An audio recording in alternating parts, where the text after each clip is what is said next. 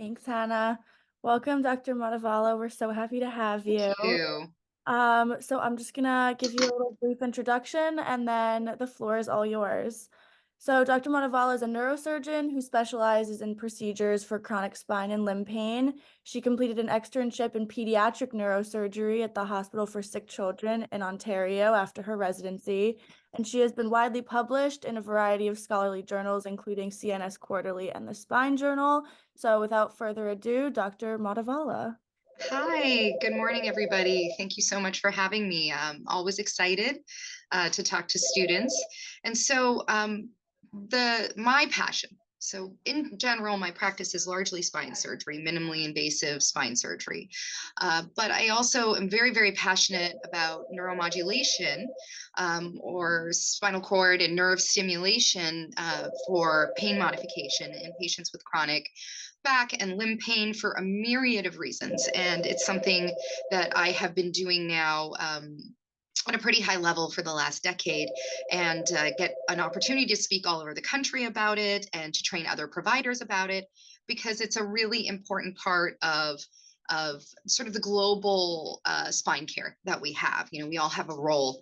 And I have worked with tremendous other surgeons, open surgeons, deformity surgeons, but there's only so much we can do sometimes structurally. And then we are sometimes left with a lot of chronic pain that we have to deal with. So we're going to start. I'm going to just try to share my screen. Okay, let's see if this is going to work. All right.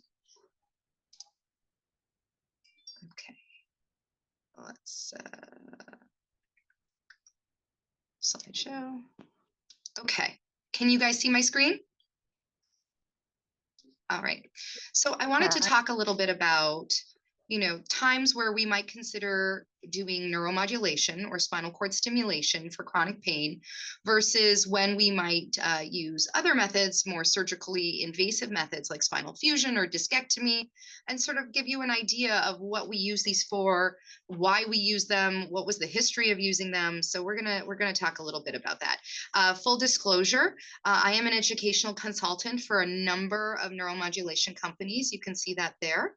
I do a lot of teaching and education for them. So I just wanted to talk about spinal fusion a little bit. So more than 1 million instrumented spinal fusions are performed in the US annually. The US has the highest incident of spinal fusion surgery globally. With an increase in life expectancy, there has been an increasing number of spinal fusion performed in the elderly population or people over 65. And funny, as you get older, 65 doesn't seem so old anymore. A lot of these patients, or not a lot, there's a certain percentage that will have a dissatisfaction with their results. And as it turns out, what we call failed back syndrome, even though I hate that term because a lot of times the surgery was done correctly, but the people have persistent pain, that is the main driver for SCS therapy annually. And actually, let me just actually change this. This is not the talk I wanted to give you guys because this is a little more advanced and I don't think it's going to give you the flavor of what SCS is. Give me 1 second. Hold on. There we go.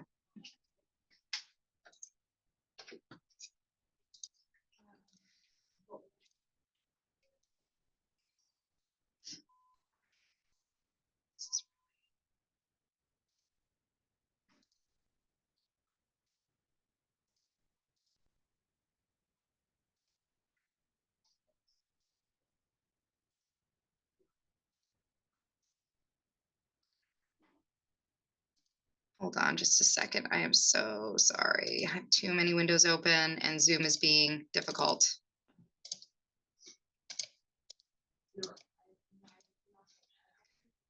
No worries. No worries. I'm a better neurosurgeon than I am at this tech stuff. Not to worry. Okay. Okay. So this is the actual talk I wanted to give you. This is a talk that I actually give to providers who are not spine surgeons, not orthopedic surgeons or neurosurgeons. So this is called Neuromodulation, a non-narcotic treatment modality for chronic pain. So again, disclosures for a number of stim companies. So spinal cord stimulators for chronic pain. These are devices that were first used in 1967. They've been approved by the FDA since 1989 for the relief of chronic pain and nerve damage in the trunk, arms, and legs. So this is not a new technology. This is a technology that's been ongoing for over 40 years. The therapy now accounts for about 70% of all neuromodulation treatments. And what do I mean by neuromodulation treatments? That's anything where we're applying a current to any part of the central nervous system.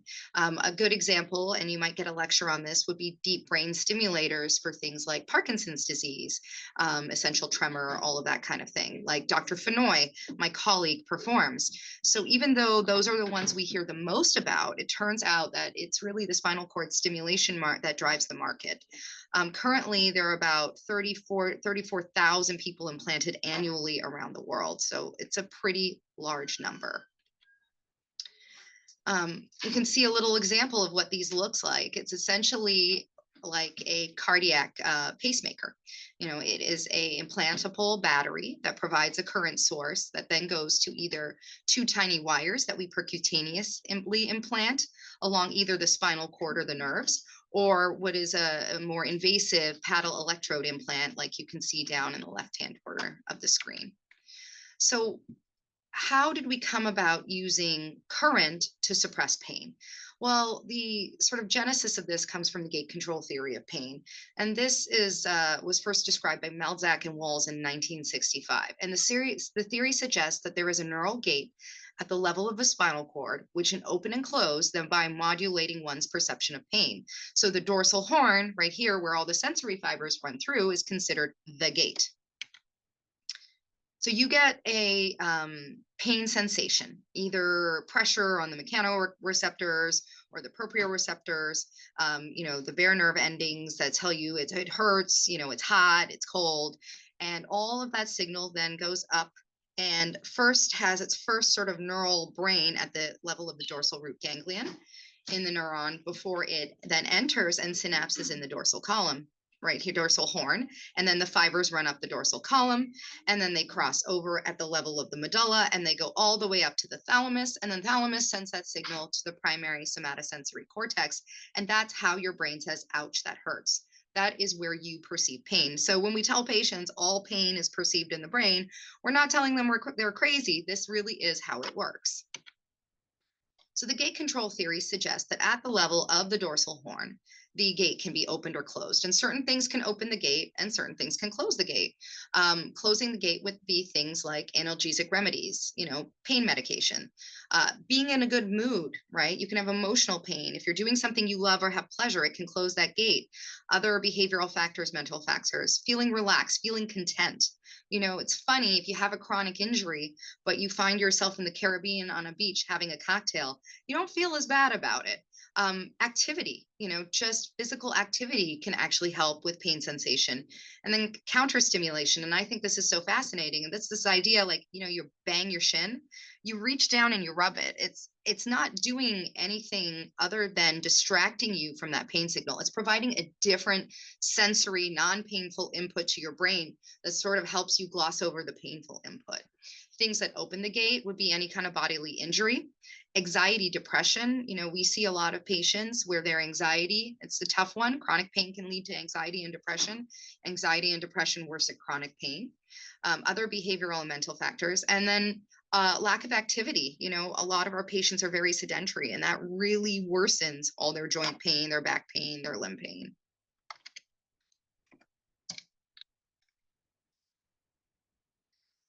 So the gate control theory, as it turns out, is probably not the reason that spinal cord stimulators work, but it is the reason they were developed. There's a lot of other potential mechanistic theories. They are all, none of them have been proven. So the answer is we use this therapy and we have lots of data that shows that it helps, but we don't really know why. So since the development of spinal cord stimulators, the technology has evolved significantly. Devices, and just like with the cardiac pacemakers, the devices are smaller. We have rechargeable batteries that can be recharged through the skin for longer battery life. They've become more and more MRI compatible. Originally, we were only able, or we only put electrodes on the back part of the spinal column. Now we have smaller electrodes that can go along that dorsal root ganglion, that first sensory input, and modulate at that level. Originally, when we had spinal cord stimulators implanted, they only had something called tonic stimulation, or it would provide paresthesias. So, how you would mask the pain input is that you would give them this pleasant, for some patients, tingling or buzzing sensation in the limbs that would kind of mask the pain signal. But now we are able to stimulate at high frequencies so they get the same effect without feeling that tingling, which some patients didn't enjoy. So, that's been very helpful. And we also are able to do what we call multimodality programming. One, you can have so many variations of how the current is manipulated and pushed through to the neuronal elements, that it results in very highly personalized programming. So spinal cord stimulators are currently FDA approved for the following indications: what we call failed back surgery syndrome, which, as I mentioned, I really dislike, because we as surgeons can do a great surgery, or a friend of mine used to call it a damn fine operation. And everything can look wonderful radiographically, and the person can have persistent or new neuropathic pain or back pain that is, not able to be solved by other conservative methods like physical therapy or injections. So we're starting to call it persistent spinal pain syndrome instead of failed back syndrome, because failed back sounds like we messed up. Patients can develop chronic painful peripheral neuropathies or plexopathy. It is on label for multiple sclerosis. It is on label for complex regional pain syndrome. And this is a very important use of this device for these patients. And we'll talk about that in a bit. It's further now been indicated for diabetic peripheral neuropathy, which you could see how that would work as part of these neuropathic pain syndromes. And it is recently become on label for what we're calling non-surgical back pain. And that's a little bit murky as to who those patients are, and probably beyond the scope of our talk this morning. So there are some other approved disorders, but it's considered less efficacious. Again, we mentioned axial back pain, post-herpetic neuralgia, post-thoracotomy pain. It can help with phantom limb pain, intercostal neuralgia. And now we are looking at it in spinal cord injury for gain of function, which is very exciting. It is off-label and not great, but available for patients with chronic pelvic pain and abdominal pain. That tends to largely be women. And as part of my desire to really push healthcare for women, that is something we are looking more and more into. So again, failed back syndrome is a misnomer. It's a general term to describe an unsatisfactory result after spine surgery.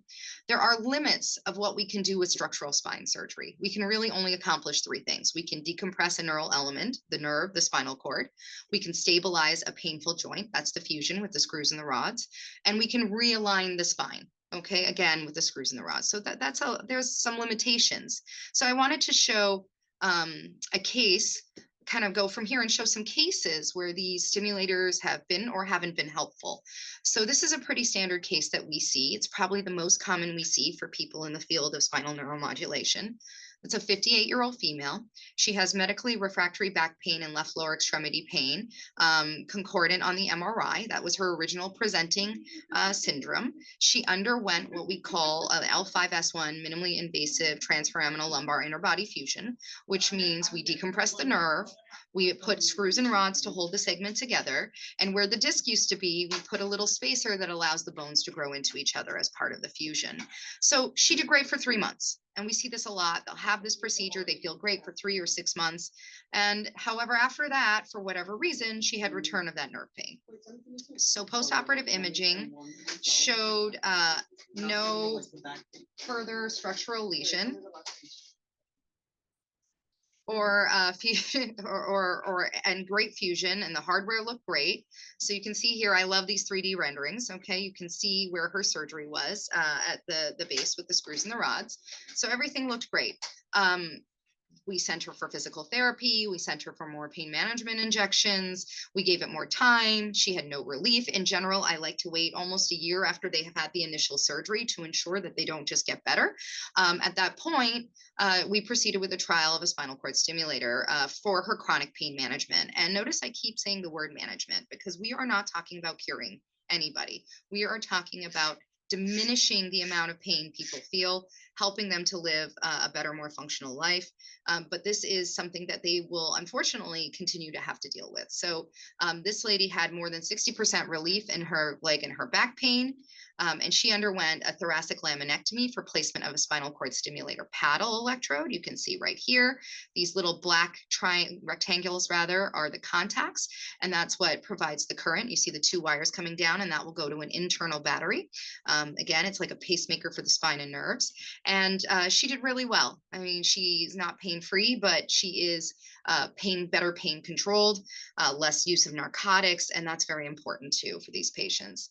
So this is another case of a patient, a young man that got sent to me. He was 42-year-old male who presented with what's called a right lower extremity L5 radiculopathy. So that means pain along the L5 nerve. So from the buttock down behind the leg, wrapping around the front of the leg down to the big toe. Okay. He'd never had any spine surgery. He'd been seen by pain management. He'd undergone physical therapy and injections, hadn't seen the surgeon up front, and was sent to me after a trial of a stimulator. And, he had like 60-70% pain relief, and he was quite willing to undergo it. It's always very important to look at the films. So when I looked at his films, he had this arthritis where that arrow is. You can see that arrow pointing at the joint. That is the joint. And he had arthritis in that joint and this narrowing and pinching of the nerve as it exited where that other arrow is pointing. And so he had a structural compression of the nerve that was correlating to his pain. So when you have a structural problem that hasn't been addressed, unless they are very sick, very ill, a myriad of other reasons, why they shouldn't undergo a structural surgery, if it's a very big surgery, you really should do the structural surgery first because you have the opportunity to potentially cure them. And in this case, this gentleman underwent a laminectomy and microdiscectomy, and he had complete resolution of his leg pain. And he did not get the stimulator because that was not the correct procedure to perform for him. Had we done the decompression, had he continued to have pain after recovery, then we might have considered a stimulator implant for patients like that. But it is not an upfront procedure unless there's another reason why they shouldn't have the surgery. For example, this patient. So this is an 82-year-old, and we see a lot of this. We see this degenerative scoliosis. So this osteoarthritis that happens over time, and these patients develop this complete twisting of the spine. And so this was an 82-year-old obese female with severe refractory back pain and lower extremity pain. She had severe degenerative stenosis, severe degenerative scoliosis. In order to fix something like this, you would need to just do a surgery like this following, right? You can't localize the pain to a specific nerve root. It's too diffuse. These patients are often osteoporotic, they're elderly. So a surgical correction of a film like that would require something like this, where we put screws and rods from the thoracic spine all the way down to the sacrum and out into the pelvis. And you can imagine that an 82-year-old would not tolerate this well and have about 100% complication rate. Things like wound infections, pulmonary embolism, hardware failure, as the bones just aren't strong enough to hold these screws, even when we put cement. And so, at this point, a structural surgery, even though it's indicated on the radiology, these are people, you have to look at them as a whole. What's the chances of this person recovering and having a functional existence with this, which is pretty much nil. So instead, we offered her a trial of the spinal cord stimulator. And part of the reasons is you can see outpatient, this is spinal cord stimulator is an outpatient surgery versus a 1 to 2 week hospitalization for these big deformity corrections. It's got a 2 to 4 week recovery time versus 6 months to a year. And this lady had 70% reduction in pain. She was able to ambulate independently longer. So it was a really good implant when we performed it. The other reason, the other sort of most common reason you might see someone getting spinal cord stimulator is something called complex regional pain syndrome. This used to be called reflex sympathetic dystrophy, and there's two types. Type 1, and this occurs after an illness or an injury that didn't directly damage the nerve in the affected limb, but they developed this horrible neuropathic pain condition that we can't actually figure out why. And most of our patients will be type 1, but that's because I think type 2 is probably underreported and underdiagnosed. Type 2 used to be called causalgia. Why? Because we know the cause. And this is, due to a distinct nerve injury, either in surgery or by an injury or accident. CRPS symptoms are horrible. And once you see them, true CRPS, you can never unsee it. It becomes very obvious to diagnose true CRPS. These patients have a continuous burning or throbbing in the arm, leg, hand, or foot. They have a sensitivity to touch or cold. Some of my patients have to keep the limb out of the shower when they're showering. Can you imagine? And they shower that part last because it hurts so bad. They get swellings of the painful area. They get changes in skin temperature. They are alternating between being sweaty and cold. It's horrible. They get skin color changes, so vasomotor changes. You'll sit in the office and see the hand go from white to mottled red or even blue while you're sitting there talking to them. The skin texture tends to change. It becomes thin, hair-free, shiny. They lose their hair over it. They start losing their nails. Then they start getting a joint stiffness and joint damage, tremors, weakness. They get atrophy, and they become unable to use the limb well. So it's a very awful disorder. And you can see this example. This is a patient of mine. Okay, she had a car accident and underwent a right shoulder surgery and then revision. There's no damage of the nerve during the surgery that we could ever tell. The EMG ends up being totally normal, but you could see she started developing this burning pain in the right hand with color changes, atrophy, weakness. She would get the swelling, and you can see the complete difference in the limb. It's like pretty stark. So she was diagnosed with CRPS1. She underwent years of pain management, sympathetic nerve blocks, medications like your gabapentins and your Lyricas, all those neuropathic pain medications, which don't work all that great and have side effects. Physical therapy was almost impossible for her. You can imagine you can't even touch it. I mean, she would recoil if you tried to touch it. Unable to work, depressed. You got to do the full workup though. She underwent the MRI of the shoulder, the brachial plexus. We even looked at her cervical spine. We did an EMG. All of it is normal. So she underwent trial of a spinal cord stimulator. She had 80% relief of the right hand symptoms, 80%. We implanted her via cervical laminectomy. We put the epidural paddle in. And this is what it looks like in profile and what it looks like head on. We place it going all the way up to the top of C2. That gives us the most coverage from the neck, shoulder on down. And you can see she walked in 2 weeks after surgery with it turned on and shook my hand with her right hand. That's not her, but this is what happened. It is amazing. These patients can go on and then do therapy and gain some of their function back. And, if it was their foot that they had CRPS in, now they can wear a shoe, they can wear a boot, they can, stand on it when they couldn't before. So it is life-changing for these patients. And these are just about some of my most satisfying cases. But sometimes we get very strange cases that are atypical. And when there's nothing else, this at least provides some relief. So this was a 56-year-old female who underwent a cosmetic tummy tuck a couple years prior. And she developed this horrible burning nerve pain around the incision down into the groin and the top of the thighs. And, you just assume it's going to go away. And it didn't. And she subsequently had a revision. They went, explored, they found, nothing, no entrapped nerves, nothing, couldn't see anything wrong. But it didn't improve her pain. So after trying physical therapy, injections, topical creams, medications, nothing worked. We did do a trial of the stimulator. Not the best relief in the world, but when you're living in horrible, severe pain, having half the pain you had before is a big deal. And so we did another stimulator placement. She showed up in the office afterwards doing really well, 90% relief of preoperative symptoms. This is life-changing for a woman who was very depressed. You can imagine this was a cosmetic surgery. She elected to undergo this. She did not need to. So her guilt and anger at herself for this was profound, and this was very helpful for her. Now, there are reasons why every procedure has complications, right? I don't want anyone to think that we do this, it works all the time, or there isn't any risk to this, because that's not true. There are certain reasons we take these devices out. Lead migration, where we lose efficacy because we're no longer stimulating in the area that provides relief.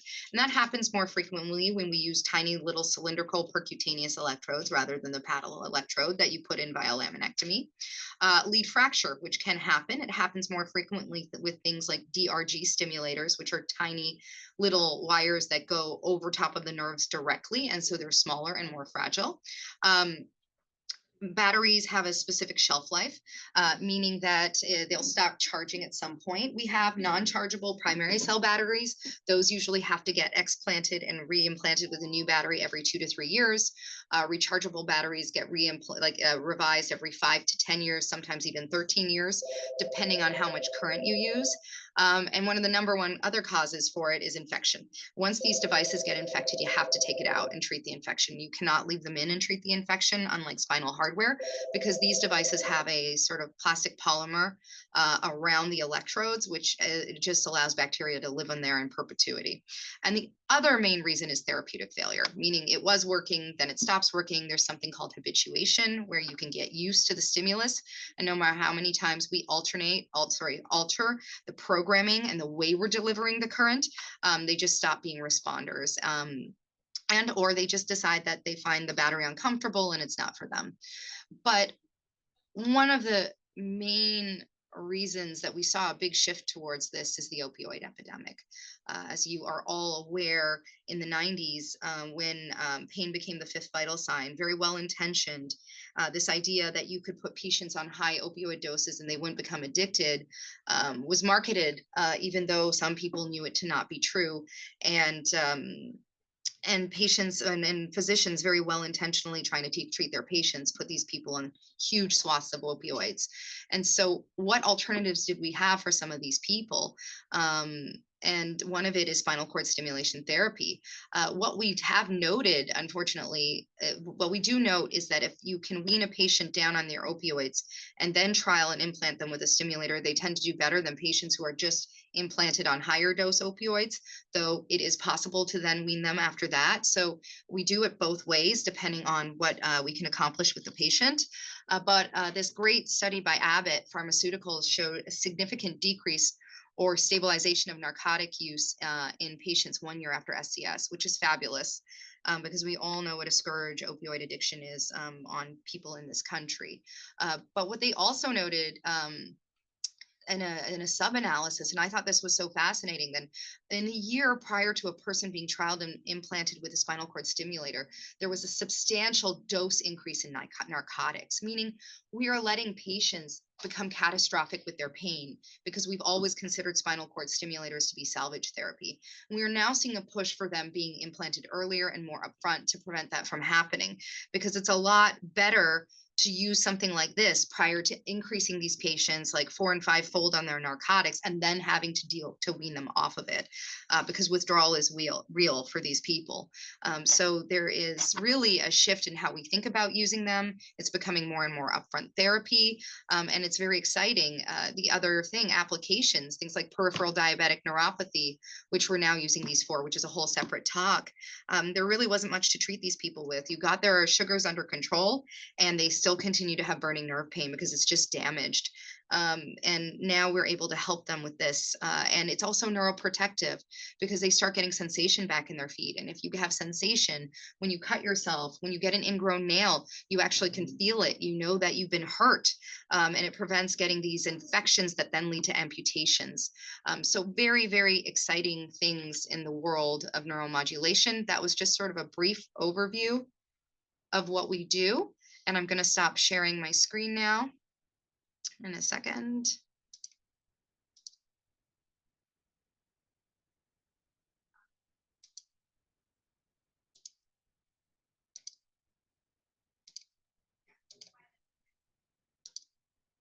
And do we have any questions?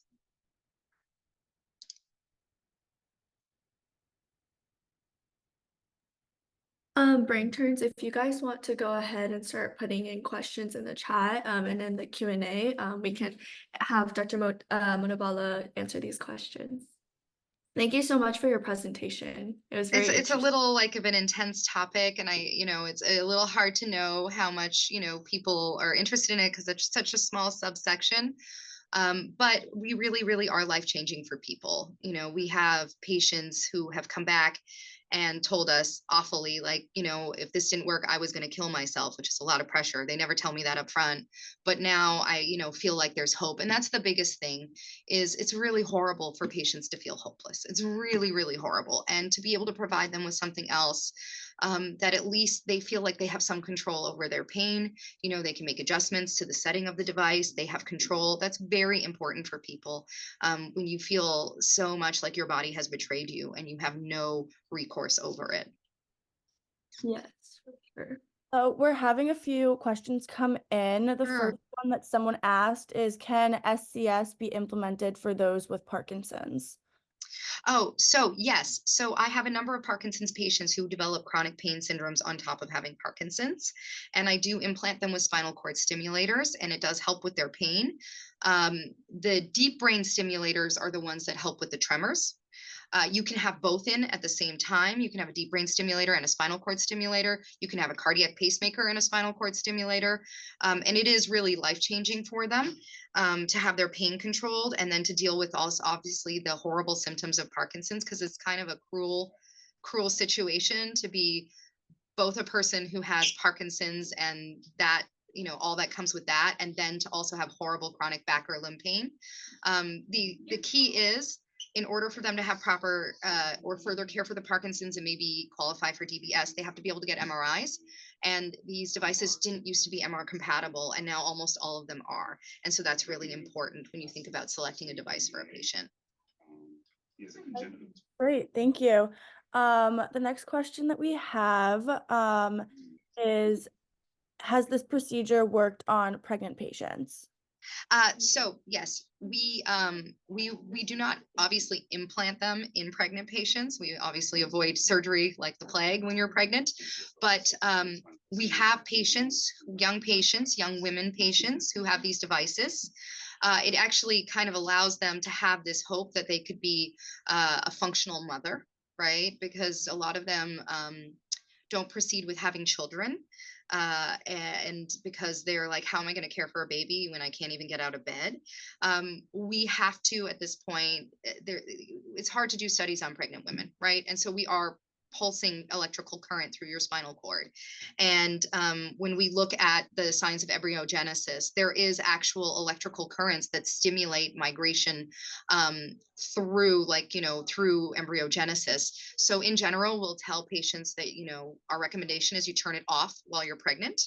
And it's amazing, even though they know their pain's going to come back, they know it's going to be for a limited time, right? It's amazing as a woman what you can endure to have a child. And so they know that it's a finite amount of time.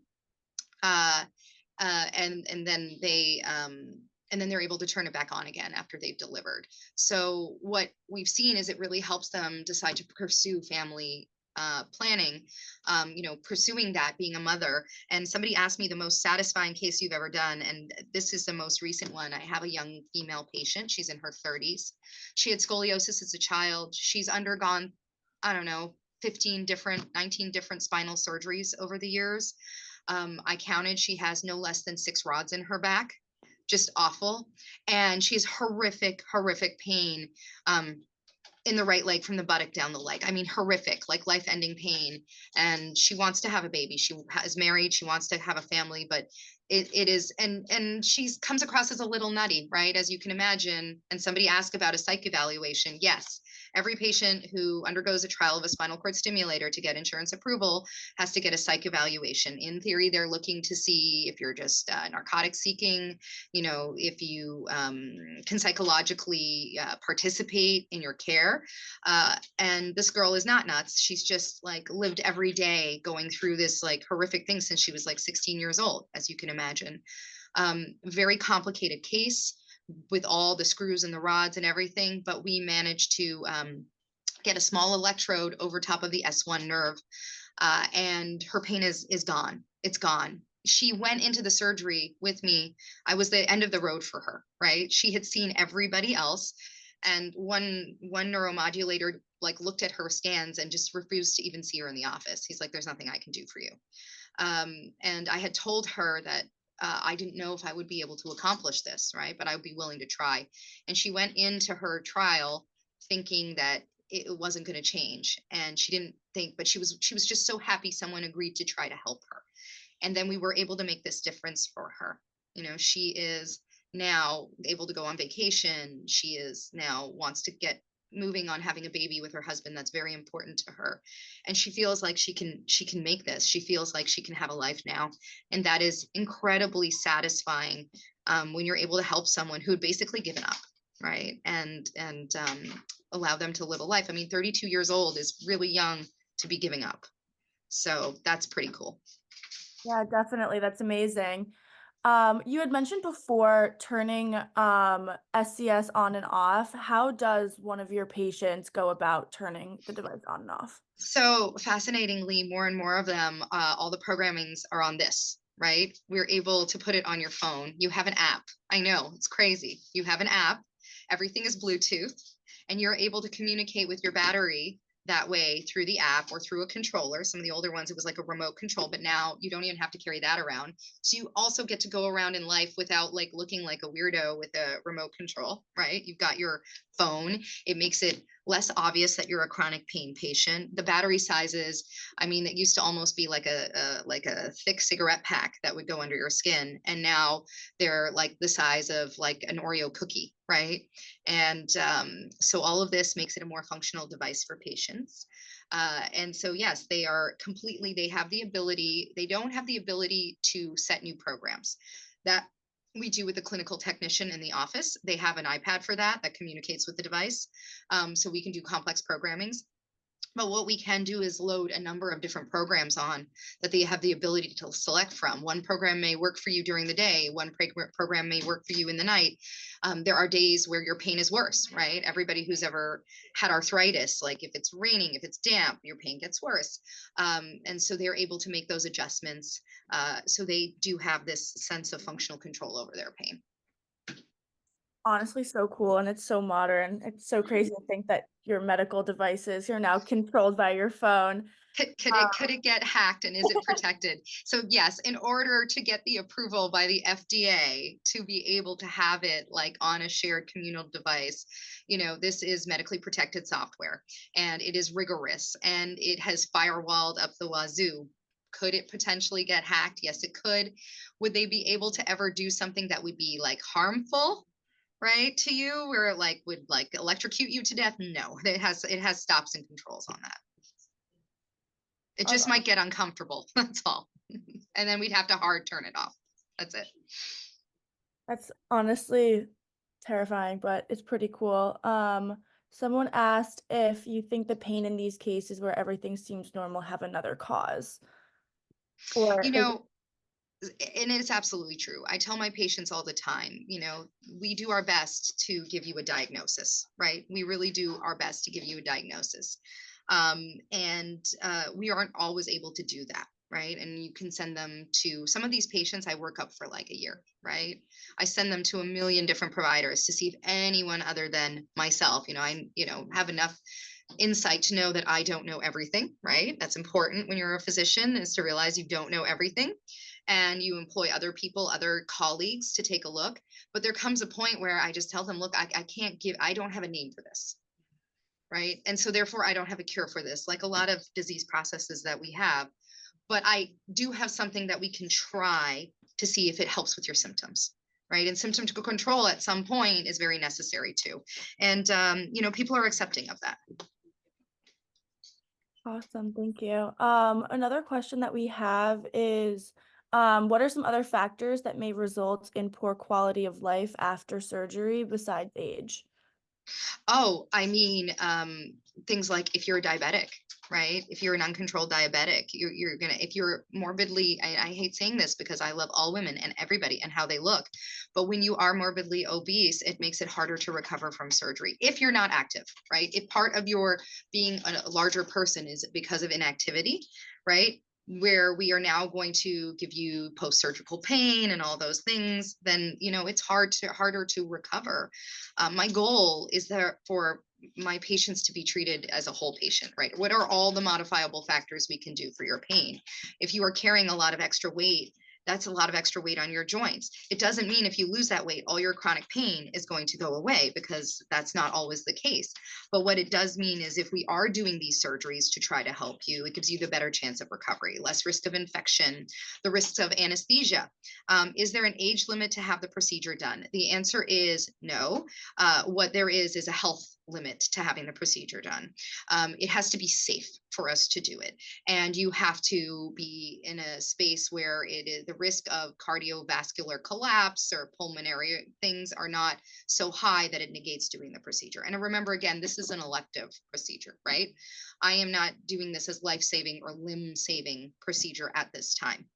So we are very, very cautious and conscientious of patients being medically optimized. And if you cannot be optimized, then unfortunately we cannot do this procedure. And that is a hard thing to tell people, but it's important because our number one job is safety, right? Do no harm. We want to help you, we want to cure you, but our number one job is to do no harm. Is there ever a concern of SCS worsening the patient? Yes, you can end up with nerve injury, spinal cord injury from placing any of these devices. It is not without risk. These are surgical implants, bleeding in these spaces, right? Even when you're doing a percutaneous implant where you're just putting the wires up through little needles into the epidural space, you could cause a hematoma. A hematoma would cause spinal cord compression and paralysis that, if not taken care of, could become permanent. The risk is exceedingly rare, right? Direct nerve injury when you're sliding these wires up, this can happen. And then they can develop a worsening pain, which is always like soul crushing for the physician, but that's just like any spine surgery, right? And so, yes, the answer is you really, as a patient, should be encouraged to do everything else before we get to this point, right? Really take your physical therapy seriously. Work with other medical providers, work on your exercise tolerance, work on, having a healthy diet, all those things that can help. And, low inflammatory foods, stop eating processed foods, all these things that we know can help with your overall health and wellness, which might help with your chronic pain. And so it's really important to talk to patients about that. We don't get a lot of training on that, honestly, in medical school. And, it's actually a pretty important piece of the puzzle. And so you really want to do all these things because there is a risk to these. It's not zero. It's very low, but it's not zero. Okay, great, thank you. So a next question that we have is, can SCS alleviate other forms of autonomically mediated pain, such as kidney pain? So very interesting. We have used these, even though it's off label, for like weird chronic autonomic type abdominal pains that patients get, post pancreatitis pain, patients who had pancreatitis and for whatever reason that pain doesn't go away, that referred pain. And we've been pretty kind of I would say it's hit or miss. Some patients we've been wildly successful, some we haven't. It's a little hard to judge because, again, we don't totally understand how we're causing this relief. But we definitely have done some of these more complex sort of cases. It's not the standard, but there's for example, very, very, very exciting data out of Europe, how stimulation of the spinal cord can actually affect sympathetic tone, sympathetic drive. And we're using it for chronic limb ischemia and patients with microvascular disease, menstrual cramps. I'd be pretty hard pressed to implant a patient for once a month pain, but I am with you. There's some severe cases. But actually, I'll be very fair. That falls under the realm of female pelvic pain, right? And female pelvic pain has been exceedingly hard to treat, like exceedingly, because the cause of it is so multifactorial and so unknown. I see a lot of women who've had endometriosis and multiple surgeries, and then they develop sort of these like horrific, lower abdominal pains and vaginal pains, and it's pretty awful. And it's really, really hard to treat. And unfortunately, also women get labeled as anxious, nervous, neurotic, and that it's psychological. And I don't believe it is. I think that those pains cause you to become nervous, anxious, and neurotic, because living like that every day, not being able to sit, having to lie down every 20 minutes or whatever it is awful. But we haven't been as successful as I would like. The traditional stimulators, which is what we call the dorsal column stimulators, where we put the electrodes on the back part of the spinal column, sort of in the epidural space along the back part of the spinal column, hasn't been very successful. We've had better luck with the dorsal root ganglion stimulators because we're putting it directly on top of the nerves that go into the pelvic area. We put it along, L1 for that groin pain, and then we'll put it along the S2 nerve to try to get some of that pudendal neuralgia that they're getting. But again, it's not like a home run, right? Sometimes it's very successful. Sometimes it's like in addition to other things they have to do, like Valium suppositories and things because of all the cramping and spasms they get. So I would love for there to be more work on that. But it's a little tough because it's like, I mean, I gave a talk to the GYNs in my group, and they were like, oh, we have tons of these patients, but they don't know who to refer it to and for what. But again, it's not the silver bullet yet, but it's definitely got a place. Okay, great, thank you. The next question asks if there's any possibility of using this type of treatment to treat people with fibromyalgia. Fibromyalgia is a tough one because this is more for nerve related disorders, and we're not sure. Fibromyalgia so far has been classified as more as a musculoskeletal disorder. It's unfortunate. Fibromyalgia pain is so diffuse, right? It's so diffuse, and this ends up being a little more targeted therapy.